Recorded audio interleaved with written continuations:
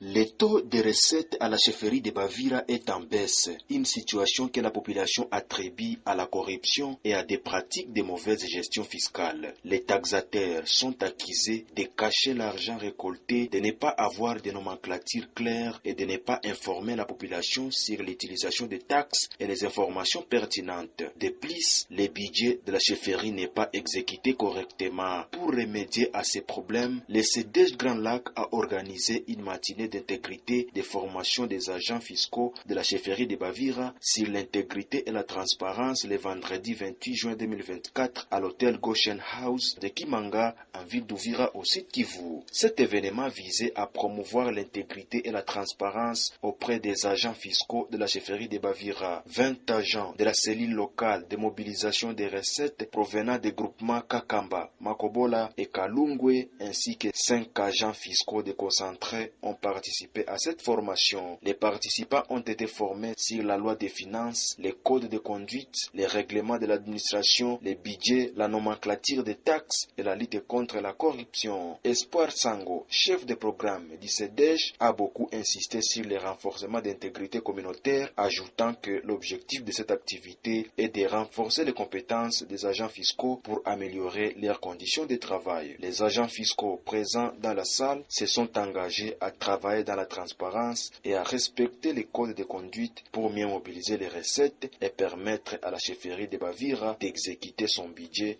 et de réaliser les projets planifiés. Joël Mutangila Ibarol, secrétaire administratif de la chefferie, a exhorté les taxateurs à adopter une approche de gouvernance locale basée sur la redevabilité. Il a encouragé également la population à adopter une mentalité de civisme fiscal pour maximiser les recettes et répondre aux besoins de la communauté. Bon, je suis Joël Mutangila Ibaroli, je suis secrétaire administratif de la chefferie de Bavira. Bon, l'activité c'était dans le cadre de l'appui à la bonne gouvernance locale, surtout afin de privilégier beaucoup plus la redevabilité face à l'action publique de l'État au niveau local, donc au niveau de la chefferie de Bavira. Et il était plu aux partenaires CEDEJ de nous accompagner pour essayer un peu de renforcer les capacités des agents des cellules de mobilisation des recettes au niveau local, communément appelés les taxateurs, en termes d'intégrité professionnelle. Donc nous avons eu à aborder certaines matières. Premièrement, on a eu à parler un peu sur l'intégrité professionnelle de manière générale.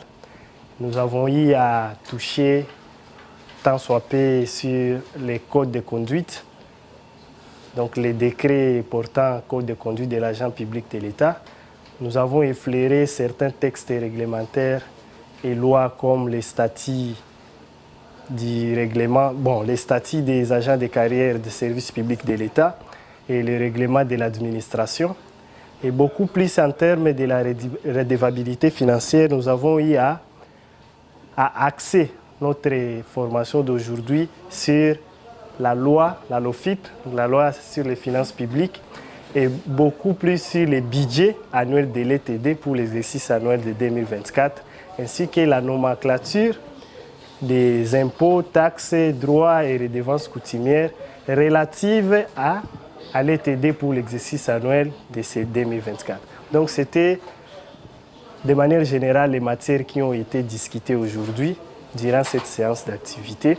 Bon, le message que nous adressons à notre population de la chefferie de Bavira, c'est de s'approprier cette approche de la gouvernance locale de proximité qui est basée sur cette redevabilité où nous essayons de rendre compte à la population de manière permanente et d'être surtout proche de cette population en termes de services rendus.